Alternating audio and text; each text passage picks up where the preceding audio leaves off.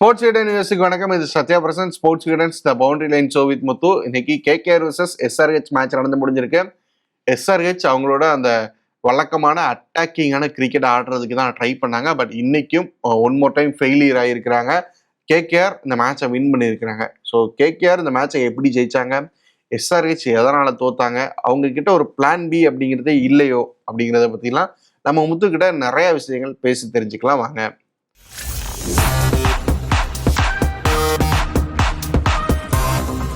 வணக்கம் முத்து bro. Hi Sriram, ஃபைனலா ஒரு ப்ரெடிக்ஷன் கரெக்ட் ஆயிருச்சு. ஆமாங்க, நான் வேற கேகேஆர் வந்து நசுக்கிடுவாங்க எஸ்ஆர்ஹெச் அப்படின்லாம் சொல்லியிருந்தேன். பார்த்தா இவங்க தான் நசுக்கிட்டு போயிருக்கிறாங்க. ஒரு 80 ரன் டிஃபரன்ஸ்ல தோத்துருக்கிறாங்க. இவங்களோட பெரிய டெஃபீட்னு நினைக்கிறேன்.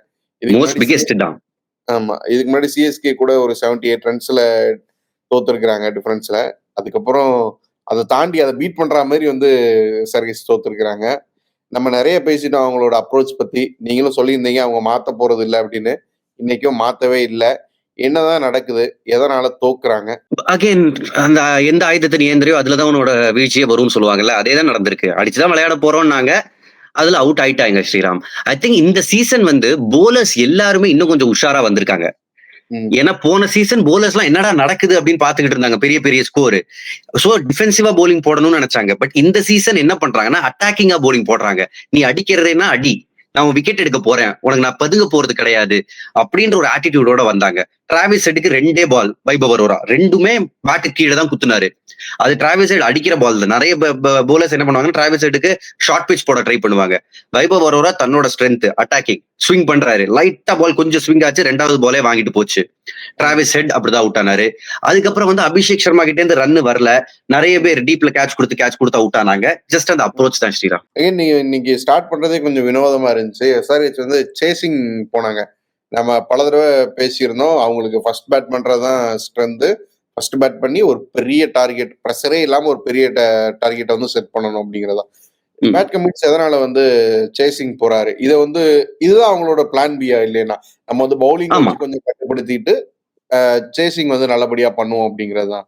எக்ஸாக்ட்லி. எஸ்ஆர்ஹெச் சாம்பியன்ஷிப் ஜெயிச்ச வருஷம் அதே தானே பண்ணாங்க. 150 160 தான் அடிப்பாங்க. பட் ஆப்போனன்ட் 120 சுருக்க முடிஞ்சவங்களால ராஷித் கான், புவனேஸ்வர் குமார் எல்லாம் வச்சு பண்ணாங்க அவங்களோட கப் வின்னிங் டேஸ்ல. பட் இப்ப அவங்க பிளான் பிக்கு போறாங்க ஸ்ரீராம். ஏன்னா எல்லா டீமும் சேசிங் தான் சொல்றாங்க. சோ நம்மளும் அதை வந்து கையாண்டு பாப்போமே ட்ரை பண்ணாங்க. பட் ஐ திங்க் அடுத்த மேட்ச்லயும் திரும்ப பழைய அப்ரோச், ஐ மீன் பழைய இதுக்கே வந்துருவாங்க. ஃபர்ஸ்ட் பேட்டிங் திரும்ப இதே மாதிரி தான் ஆட போறோம் அப்படின்ற ஒரு இதுக்கு வந்துருவாங்க. நம்ம திரும்ப பேசுறோம், திரும்ப இதே மாதிரி தான் ஆடுவாங்களா இல்ல இதுல என்ன சேஞ்சஸ் தான் தேவை? ஏன்னா நம்ம வந்து அட்மோஸ்ட் வந்து நம்ம அட்டாக்கிங் பேசினாலும் ரிசல்ட் தானே எப்பவுமே முக்கியம். அடாப்ட் ஆகிக்கணுமோ, அப்படி அடாப்ட் ஆகிக்கிறதானே வந்து சாமர்த்தியமா இருக்கும். கரெக்ட். சோ அந்த மாதிரி ஒரு பிளேயரை வச்சுக்கணும். அந்த அடாப்ட் பண்ணி ஆடுற மாதிரி ஒரு பிளேயர் அவங்க வந்து வச்சாங்கன்னா மேபி இன்னும் கொஞ்சம் அவங்க பெட்டர் ரிசல்ட்ஸ் வரலாம். ஏன்னா எல்லாருமே அட்டாக்னு போறாங்கல்ல. எல்லா டீம்ஸ்லயும் நான் சொல்றேன், முக்காவாசி டீம்ஸ்லயும் அதே மோட்ல போறாங்க.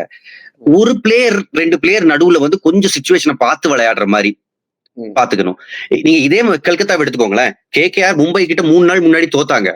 அதே அப்ரோச்ல தான் எல்லாரும் தூக்கி அவுட் ஆனாங்க. பட் இன்னைக்கு பாத்தீங்கன்னா அவங்களோட அப்ரோச்ல ஒரு சின்ன மாற்றம் இருந்துச்சு. ரொம்ப அல்ட்ரா அக்ரெசிவா போல. குவிண்டன் டிகாக் அவுட் ஆனாரு, சுனில் நாராயண் அவுட் ஆனாரு, ரஹானே ரகுவன்ஷி கொஞ்சம் டைம் எடுத்துக்கிட்டாங்க. ரொம்பலாம் இல்ல, பட் கொஞ்சம் டைம் எடுத்துக்கிட்டாங்க. அண்ட் அவங்களோட பார்ட்னர்ஷிப் தான் ஒரு குரூசியல் பாயிண்டா இருந்துச்சு. அண்ட் கடைசியில வெங்கடேஷ் பயங்கரமா விளையாட்டாரு. இது வந்து ஒரு 170 இருக்க வேண்டியது வந்து அதை விட 200 மாறினதுக்கு காரணம் அவரோட இன்னிங்ஸ் நடுவுல. கேகேஆர் அந்த பேட்டிங்கை பத்தி எல்லியா நம்ம நேத்தெல்லாம் பேசும்போது 2-3 நாளாவே பார்த்துட்டு இருக்கிறோம். அந்த பவர் பிளேல ஒரு 3 விக்கெட் போச்சு அப்படின்னா கேம் வந்து கையை விட்டு போகுது. 160 170 தான் எடுக்க முடியுது. பட் இன்னைக்கும் கொல்கத்தாவுக்கு ஏர்லியா 2 விக்கெட்ஸ் போச்சு. பட் இருந்தாலும் ரஹானே, ரகுவன்சி 2 பேரும் தான் அந்த பார்ட்னர்ஷிப் மூலமா காப்பாத்தி கொண்டு வந்தாங்க. ரஹானே, ரகுவன்சி யங் பிளேயர் இருக்கிறதுலயே ரஹானே நம்ம தோனி செட்டு, அதுக்கு முந்தின செட்டு. ஸோ எப்படி 2 பேரோட பார்ட்னர்ஷிப் எப்படி இருந்துச்சு? 2 பேருமே ஒரே டொமஸ்டிக் டீமுக்காக விளையாடுற பிளேயர்ஸ். 2 பேருமே மும்பை பிளேயர்ஸ். அண்ட் ரஹானே தான் கேப்டன். ஸோ ஆப்வியஸ்லி இவர் கூட அவர் வந்து நிறைய விளையாடி இருக்காரு. ஸோ அங்கேயே அண்டர்ஸ்டாண்டிங் வந்து நேச்சுரலா இருக்கும். அண்ட் ரகுவன்ஷி இந்த சீசன் ரொம்ப ரொம்ப இம்ப்ரெசிவா தெரியுறாரு. அவர் வந்து சுப்மன் கில்ல ரொம்ப அட்மையர் பண்ணி விளையாடக்கூடிய ஒரு பிளேயர். நிறைய ஷாட்ஸ்ல சிமிலாரிட்டிஸ் இருந்துச்சு. அவர் ஆடும்போது சுப்மன் கில்ல பாக்குற மாதிரி அவ்வளவு அழகா இருந்துச்சு அவரோட பேட்டிங். இந்த சீசன் அவர் வந்து ஒரு பெரிய சீசன் ஆக்கணும்னு நினைக்கிறார் ஸ்ரீராம். இன்னொரு விஷயம் இவங்க என்ன பண்ணாங்கன்னா ஒரு எக்ஸ்ட்ரா பேட்டர் சேர்த்தாங்க இந்த பர்டிகுலர் கேம். சோ ஏற்கனவே போன மேட்ச் வந்து பேட்டிங்ல இம்பாக்ட் பிளேயரா மனிஷ் பாண்டே எடுத்துட்டு வந்து போச்சு. பட் இன்னொரு பேட்டர் வேணும். ஸ்பென்சர் ஜான்சனை தியாகம் பண்ணி மொயின் அலி எடுத்துட்டு வந்தாங்க. சோ இன்னொரு பேட்டர் இருக்கான். ரமன்தீப் சிங் வந்து பேட்டிங் ஆர்டர்ல நம்பர் 9. சோ இன்னொரு பேட்டர் இருக்கான்றதும் அவங்களுக்கு வந்து தெம்பா இருந்துச்சு. கடைசியில் மொயின் அலி பாருங்க, பேட்டிங்கும் பண்ணல, போலிங்கும் பண்ணல, ஃபீல்டரா தான் விளையாடினாரு மேட்ச். பட் ஸ்டில் அவர் அந்த இன்சூரன்ஸ் பிளேயரா இருந்தாரு. நீங்க சொதப்புனீங்கன்னா இன்னொருத்தன் இருக்கான் பாத்துக்கிறதுக்கு. சோ அதுவே அவங்க அண்ட் போன மேட்ச் அவங்க தோத்த விதம் அவங்க இன்னும் கொஞ்சம் கேர்ஃபுல்லா ஆட உள்ளே தூண்டி இருக்கு கொஞ்சம். அங்கேயும் இப்போ நம்ம வந்து எஸ்ஆர்ஹெச்சோட அந்த டாப்பை வந்து காலி பண்ணிட்டா, அந்த டாப் 3 இல்ல டாப் 4 காலி பண்ணிட்டா அவங்களால கீழே மற்ற பிளேயர்ஸ் வச்சு ஜெயிக்க முடியாது அப்படிங்கிற நிலைமையில தான் இருக்கிறாங்களோ. ஏன்னா கிளாசனுக்கு வந்து பெருசா சப்போர்ட் கிடைக்க மாட்டேங்குது. கீழே யாருமே வந்து கூட நிக்க மாட்டேங்கிறாங்க. இப்ப கிளாசனால எப்படினாலும் ஆட முடியும், நின்னும் ஆட முடியும், அதிரடியாவும் ஆட முடியும். அவருக்கு வந்து அந்த அடாப்ட் பண்ணிக்கிற எபிலிட்டி இருக்கு. பட் அவர் கூட சுத்தி இருக்கிறவங்களுக்கு அந்த எபிலிட்டி இல்லையோ அந்த டீம்ல. கரெக்ட் ஸ்ரீராம். அதாவது போன வருஷம் அவங்க சூப்பரா விளையாடினாங்க. ஐ திங்க் அந்த 2 ஓபனர்ஸ் மட்டுமே டீமோட 40% ரன்ஸ் அடிச்சாங்க. சோ மீதி இருக்கிறவங்க எல்லாம் சேர்ந்து ரன் அடிச்சாங்க. சோ டாப் 2 மேலேயே டிபெண்டன்சி ரொம்ப அதிகமா இருந்துச்சு. அண்ட் கிளாசன் இது முதல் முறை அல்ல, அவர் வந்து தனியா மாட்டிக்கிறாரு கூட ரன்னிங் அவுட் ஆஃப் பார்ட்னர்ஸ். ஏதாவது ஒரு பிளேயர் வந்து அவங்க அந்த மாதிரி ஒரு ஸ்டைலுக்கு உள்ள எடுத்து வச்சாகணும். ஐ மீன் ஸ்குவாட்ல இருக்காங்க நிறைய பிளேயர்ஸ், மேபி அதை ட்ரை பண்ணுவாங்களான்னு போக போக பார்க்கலாம் ஸ்ரீராம். ஏன்னா இப்போதைக்கு கொஞ்சம் வீக்கரா தெரியுறாங்க. போலிங்லயும் சரி, போன வருஷம் வந்து நட்ராஜன் இருந்தாரு உறுதுணையா. கஷ்டமான ஓவர்ஸ் நட்ராஜன் தான் போட்டாரு பேட் கமின்ஸுக்கு. இந்த தடவை அந்த மாதிரி ஒரு பிளேயர் இல்ல. சிமர்ஜித் ஒரு மேட்ச் நல்லா பண்ணாரு. சிமர்ஜித்துக்கு இது ரொம்ப சுமாரான டே அமைஞ்சிச்சு. பயங்கரமா அடி வாங்கினாரு, கரெக்டான லென்த்தை பிடிக்கல அவரு. என்னன்னா இப்போ நம்ம பாக்குறோம் குஜராத் மாதிரியான ஒரு டீம், நம்ம அண்டர் டாக்ஸ்னு பேசிட்டு இருக்கோம். அவங்க ஒரு 1-2 மேட்ச் வந்து அவங்க கிட்ட இருக்கிற ரிசோர்ஸ் வச்சு ஜெயிக்கிறப்போ அவங்க பெருசா தெரியுறாங்க, பெரிய டீமா வந்து தெரியுறாங்க பாக்குறதுக்கு. இப்போ சன்ரைசர்ஸ் மாதிரியான டீம் நம்ம லாஸ்ட் டைம் தான் பிரம்மாண்டமா பாத்துக்கிட்டு இருந்தோம். இப்போ இவங்க தோக்குறாங்க, இவங்க கிட்ட பெருசா பிளேயர்ஸ் இல்லையோ, ரிசோர்ஸ் இல்லையோ அப்படிங்கிற மாதிரி தெரியுது. நல்லா விளையாடல, அவ்வளவுதான். அந்த வெற்றி அப்படிங்கறது அல்டிமேட் இல்லையா? அதுக்கு பேட் கமின்ஸ் என்ன பண்ணாரு? ஏன்னா பேட் கமின்ஸோட கேப்டன்சி வந்து அவர் நம்ம ஒவ்வொரு தடவை அவர் பேசும்போது சொல்றாரு, நாங்க வந்து இதே அப்ரோச்சோட தான் போக போறோம், இதே அப்ரோச்சோட தான் போக போறோம்னு இதுலயும் போஸ்ட் மேட்ச்லயும் பேசுறாரு, ட்ரெஸ்ஸிங் ரூம்லயும் பேசுறாரு. அவர் மாத்திக்க வேண்டிய டைம் வந்துருச்சா, இல்ல இன்னும் கொஞ்சம் ட்ரை பண்ணி பார்க்கலாமா? பாரு, இவங்களை வந்து நீங்க மெதுவா விளையாட சொன்னீங்கன்னா இவங்களால முடியாது. அண்ட் இந்த ஃபார்முலா தான் உங்களுக்கு போன வருஷம் சக்சஸ் கொடுத்துச்சுன்னா, அப்பவும் நான் என்ன சொன்னேன்னா, இது வந்து கிளிக் ஆகிற அன்னைக்கு சூப்பரா தெரியும், கிளிக் ஆகாத அன்னைக்கு இன்னைக்கு மாதிரி பயங்கர சொதப்பலா தெரியும். அதுதான் நடந்திருக்கு. அப்ரோச்ச மாத்தணுமானா நம்ம சொல்றது ஈஸி, பட் மாத்துறது கஷ்டம். பிளேயர்ஸ் அதுக்கு அடாப்ட் ஆயிட்டாங்க. ஐ திங்க் ஏதாவது ஒரு பிளேயருக்கு வந்து ஒரு பிளேயரை தூக்கிட்டு அங்க ஒரு ஸ்டேபிள் பேட்டரை உள்ள சேர்த்தா மேபி இது நடக்கிறதுக்கான வாய்ப்புகள் இருக்கு. சரி, நீங்க சன்ரைசர்ஸ் தோத்துட்டாங்க. கமிந்து மெண்டிஸ் கொஞ்சம் வித்தியாசமா போட்டாரு. ஒரே ஓவர்ல ரைட் ஆம்லையும் போட்டாரு, லெஃப்ட் ஆம்லையும் போட்டாரு. அவர் எப்பவுமே போடக்கூடியதா இன்டர்நேஷனல் கிரிக்கெட்ல. பட் ஐபிஎல்ல இப்படி போடுற பவுலர் வந்து விக்கெட் எடுக்கிறது தான் ஃபர்ஸ்ட் டைம் அப்படின்னு நினைக்கிறேன். அவரை பத்தி சொல்லுங்க. இப்படி போடலாம் இல்லையா? இன்டர்நேஷனல் கிரிக்கெட்டை பொறுத்த வரைக்கும் இப்படி போடலாம் இல்லையா? போடலாம். அதாவது அம்பையர் கிட்ட சொல்லிடணும், கார்டு சொல்லிடணும். நீங்க வந்து ரைட் ஆம் ஓவர், லெஃப்ட் ஆம் ஓவர்னு எந்த போலரா இருந்தாலும் கார்டு சொல்லிடணும். பேட்டர்லாம் சொல்ல தேவையில்ல. லெஃப்ட் ஹேண்ட்ல ஆடலாம், ரைட்ல ஆடலாம், சொல்ல தேவையில்ல. பட் போலர்ஸ் வந்து அதை சொல்லணும். அவர் வந்து சொல்லிட்டு பண்றாரு. ஐ திங்க் குரூஷியலா இருந்தாரு. அவர் இருக்கிற வரை ஒரு ஹோப் இருந்துச்சு கிரீஸ்ல. ரொம்ப நல்ல கிரிக்கெட்டருங்க. டெஸ்ட் மேட்ச் கிரிக்கெட்ல வந்து பிராட்மேனுக்கு நிகரான ஆவரேஜ் வச்சிருந்தாரு ஒரு 1 year ago. இப்ப ஃபார்ம்ல லைட்டா ஒரு சரிவு, பட் ரொம்ப ஒரு யூஸ்ஃபுல் கிரிக்கெட்டர். ஸ்ரீலங்கன் கிரிக்கெட்ல ஒரு பெரிய ஹோப்பா வந்து ரீசெண்ட் டைம்ஸ்ல வந்திருந்தாரு. பட் இன்னைக்குமே ரகோட்சியோட விக்கெட் நல்ல விக்கெட்டா இருந்துச்சு. பேட்டிங்ல ஒரு கான்ட்ரிபியூஷன் பண்ணியிருந்தாரு. உள்ள வந்து டெபியூட்ல ஒரு நல்ல டெபியூட் இல்லையா அவருக்கு?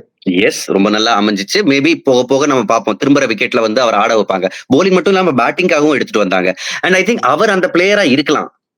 அது ஸ்டெடி பண்ணிட்டீங்கன்னா டெஸ்ட் மேட்ச் பிளேயர் அவரு. சோ அவரால வந்து அடாப்ட் பண்ணி எடுக்க முடியும். பிரச்சனை என்ன ஆயிருச்சுன்னா, பவர் பிளேலயே 4 விக்கெட் விட்டுட்டாங்க. அதுக்கப்புறம் டார்கெட் 200. சோ அவரால கேம் எடுத்துட்டு போக முடியல. மேபி ஃபர்ஸ்ட் பேட்டிங்னா அவருக்கு அந்த லக்ஸரி இருந்திருக்கலாம், கொஞ்சம் பெட்டரா இன்னிங்ஸ் நம்ம பார்த்திருப்போம். இல்ல இப்போ இங்க அவுட் ஆகுறாங்கல்ல, இப்போ இந்த மாதிரி அவுட் ஆகுறவங்க எல்லாம் நம்ம நிறைய பார்த்திருப்போம். அந்த ஃபர்ஸ்ட் 10 பால்ஸ் வந்து கொஞ்சம் சேஃபர் சோன்ல நின்னுப்பாங்க. அந்த 11வது பால்ல இருந்து அட்டாக்கிங்கா போவாங்க. அந்த ஃபர்ஸ்ட் 10 பால்ஸ் அப்படிங்கறதே வந்து சன்ரைசர்ஸ் பேட்டர்ஸ் எடுத்துக்க மாட்டேங்கிறாங்களே, இதெல்லாம் கவனம் செலுத்துவாங்களா? ரொம்ப நல்ல விஷயம் நீங்க பாயிண்ட் அவுட் பண்ணது. மேபி அதான் பண்ணணும். ஏன்னா மெத்தடும் இருக்கு. மெத்தட் டு மேட்னஸ்னு சொல்லுவாங்க. நீங்க இப்படிதான் ஆட போறீங்க, பட் அதுக்கும் ஒரு மெத்தட் இருக்கு. நேத்துக்கு பாருங்க, ஜாஸ் பட்லர் ஸ்டார்டிங்ல டைம் எடுத்துக்கிட்டாரு, பட் அதுக்கப்புறம் 39 பால் 76 அடிச்சாரு அவரு.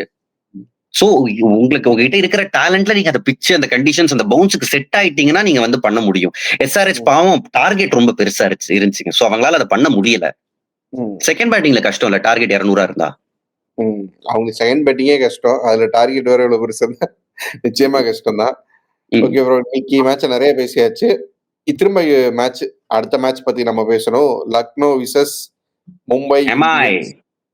லக்னோல வச்சு நடக்குது. ம். நம்பர்ஸ் வந்து கம்மியா தான் இருக்கும். நீங்க சொல்ற மாரி ஒரு 4, 5 மேட்ச் தான் ஆடிருப்பாங்க எப்படியுமே. 6 மேட்ச் அதுல விளையாடி இருக்காங்க ஸ்ரீராம். அதுல சர்ப்ரைசிங்லி 5 மேட்ச் எல்எஸ்ஜி வின், ஒரே ஒரு மேட்ச் எம்ஐ வின். அண்ட் இந்த கிரவுண்ட்ல 2 தடவை சந்திச்சிருக்காங்க. 2 தடவை லக்னோ தான் வின். லக்னோ தான் வென்ன. ஸோ இந்த வாட்டி எப்படி இருக்கும்னா, லக்னோ வந்து கொஞ்சம் ஆன் அண்ட் ஆஃபா வராங்க. அண்ட் மும்பை கொஞ்சம் ஸ்லோவா ஸ்டார்ட் பண்ணி ஒரு நல்ல வின் லாஸ்ட் மேட்ச். ஸோ எப்படி இருக்க போகுது? ஒரு பெர்ஃபெக்ட் மேட்சா அவங்களுக்கு அமைஞ்சிச்சு. ஸோ ஆட்ஸ் எல்லாமே மும்பைக்கு ஃபேவரா தான் இருக்கு Sriram. Just quality of teams நீங்க எடுத்துக்கிட்டீங்கன்னா மும்பை கிட்ட இருக்கு. பட் அங்க இந்த டர்னிங் விக்கெட் 2 மேட்ச் அவங்களோட டெபியூ போலர்ஸ் வந்து ரொம்ப நல்லா பண்ணிட்டாங்க ஸ்ரீராம்.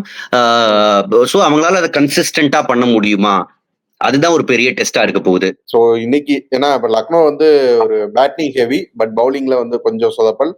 மும்பையை பொறுத்த வரைக்கும் பவுலிங்ல கொஞ்சம் சொதப்பலா இருந்தாங்க, பட் திரும்ப வர ஆரம்பிச்சிருக்கிறாங்க. பேட்டிங்கும் அப்படிதான் திரும்ப வர ஆரம்பிச்சிருக்கிறாங்க.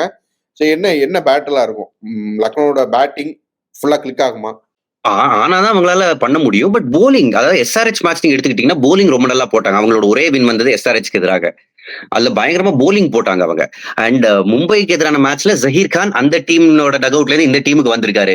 சோ நல்ல பிளான்ஸ் போட்டு கொடுப்பாரு. ஜஸ்ட் அதை எக்ஸிக்யூட் கரெக்டா பண்ணாங்கன்னா மேட்ச் கொஞ்சம் நல்லா இருக்கும். உங்களோட ப்ரெடிக்ஷன் என்ன? நேத்து வேற வின் பண்ணிருக்கீங்க ப்ரெடிக்ஷன்ல. அதாவது எல்லாமே மும்பைக்கு ஃபேவரா தான் இருக்கு ஸ்ரீராம். நான் இந்த ஜஸ்ட் ஹெட் டு ஹெட் விடுங்க. பட் குவாலிட்டி ஆஃப் பிளேயர்ஸ் எடுத்தீங்கன்னா எல்லாமே மும்பைக்கு ஃபேவரா இருக்கு. நம்ம இதே லக்னோ எஸ்ஆர்ஹெச்ல தான் எஸ்ஆர்ஹெச்க்கு 3 அண்டர் லோடிங் அப்படின்னு சொல்லிட்டு எஸ்ஆர்ஹெச்க்கு சாதகமாவே நம்ம 2 பேரும் போனோம். ஆமா, பெரிய சர்ப்ரைஸ். சோ அவங்கள எக்ஸாக்ட்லி. பண்ணாதீங்க. ஆமா, நான் ரூல் அவுட் பண்ணல. நான் லக்னோ சொல்றேன். எனக்கு எடுத்துக்கோங்க. இது மாங்க அடிதானே, ஏதாவது ஒண்ணு எடுக்கணும். 2 தான் இருக்கு டீம். நீங்க போன மேட்ச் மும்பை எடுத்தீங்க, அதனால நான் மும்பை உங்களுக்கு கொடுத்துறேன். நான் லக்னோ எடுத்துக்கிறேன். சரி, ஓகே. மும்பை. நான் வந்து மும்பைக்கான ரீசன்ஸும் இருக்கு. நல்ல ஃபார்முக்கு வர ஆரம்பிச்சிருக்காங்க. அதே ஃபார்ம் கண்டினியூ ஆகும்னு நம்புறேன். ஓகே, என்ன பண்றாங்கன்னு பார்க்கலாம். பார்த்துட்டு மேட்சை முடிச்சுட்டு யார் ஜெயிக்கிறாங்கன்னு பார்த்துட்டு அதை பத்தி நிறைய பேசலாம் ப்ரோ. தேங்க்யூ. நிச்சயமா. தேங்க்யூ ஸ்ரீராம்.